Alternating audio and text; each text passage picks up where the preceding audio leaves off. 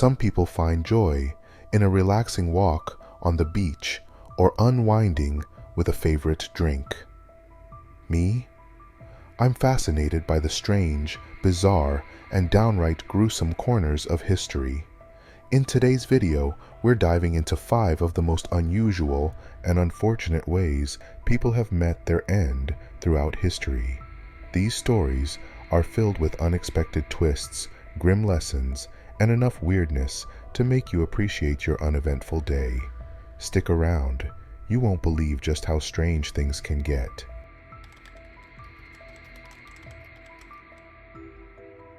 Let's kick things off in ancient Greece with a sport that makes modern MMA look like a playground game. Back in 648 BC, the Greek Olympic Games introduced a brutal event called pancration. This no-holds-barred competition combined boxing, wrestling, and submission techniques with almost no rules except one: don't die. One of the most infamous stories from pancration involves Aricion of Phigalia, a celebrated athlete who went above and beyond for victory, literally. During an Olympic finals match, Aricion found himself trapped in a deadly stranglehold. Unable to escape, he made one desperate move. He kicked his opponent near the ankle. The move worked. His opponent tapped out, declaring Aricion the winner. But here's the twist.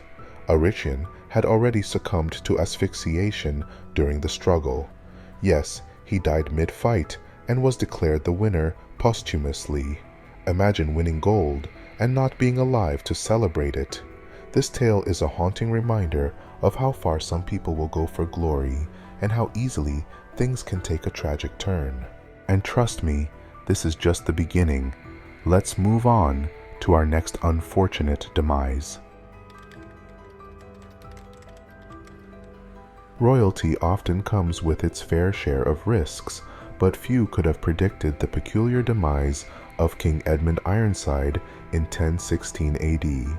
Known for his strength and resilience, Edmund met his untimely end in a way that's both tragic and, well, slightly embarrassing. To protect himself from assassination, Edmund took every precaution. Guards were stationed, plans were made, but there was one place even a king could let his guard down: the royal privy. Unfortunately for Edmund, his enemies had other ideas. While tending to his private business, an assassin hiding beneath the throne struck, stabbing the king multiple times. And with that, we can see that even the most powerful can fall victim to the unexpected.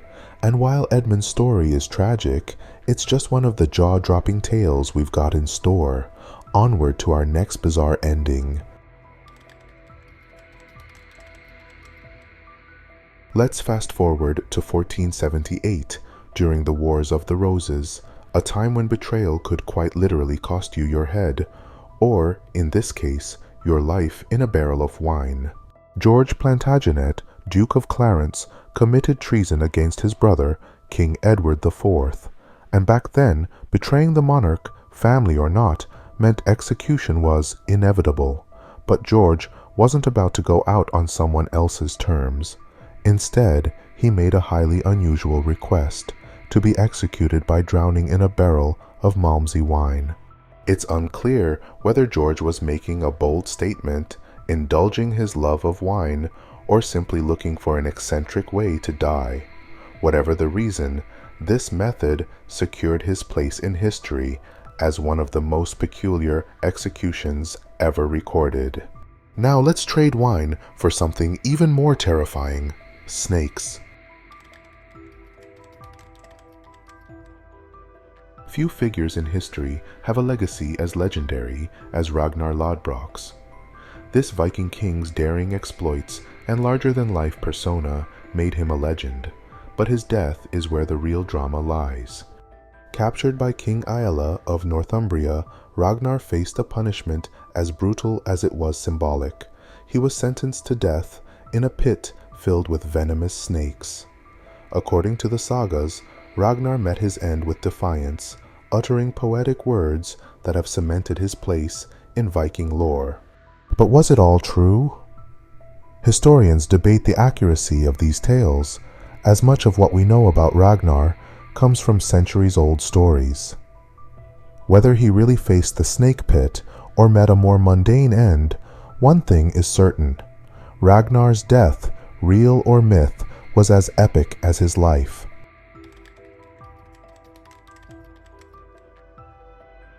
If there's one story that truly defies explanation, it's the dancing plague of 1518, a mysterious event that swept through a small town in France and claimed lives in the most bizarre way possible. It started with one person dancing in the streets.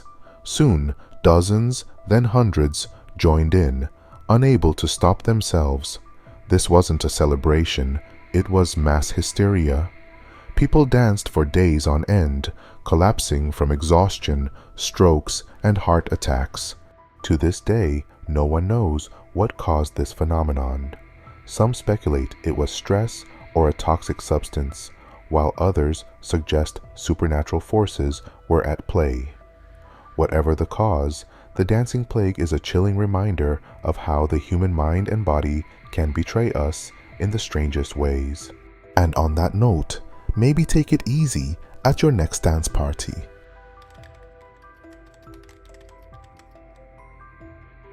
Sometimes, life hands us stories so strange that they sound like urban legends. This one, however, is absolutely true. Let me introduce you to Sweet Kiss, a horse that, on June 4th, 1923, became part of one of the most bizarre moments in racing history. But this story isn't about the horse alone, it's also about jockey Frank Hayes and his unforgettable, albeit tragic, first and only victory. Frank Hayes was a stable hand and part-time jockey who dreamed of winning a horse race. That dream finally came within reach when he mounted Sweet Kiss for a race at Belmont Park in New York. Sweet Kiss wasn't exactly a favorite to win, but Hayes was determined to give it his all. The race began, and by all accounts, Hayes rode beautifully, positioning Sweet Kiss for an unlikely but thrilling finish. However, halfway through the race, something unimaginable happened. Hayes suffered a fatal heart attack right there in the saddle. Despite his passing, his body remained upright, and Sweet Kiss continued galloping down the track. In what can only be described as an eerie twist of fate, Sweet Kiss crossed the finish line first, making Hayes a posthumous winner.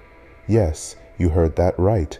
Frank Hayes won his first and only race after he had died. The crowd erupted in shock and confusion as they learned what had happened. Sweet Kiss was forever nicknamed the Sweet Kiss of Death, a moniker that's as haunting as it is unforgettable. Hayes' story is both tragic and strangely inspiring, showing how unpredictable life and death can be.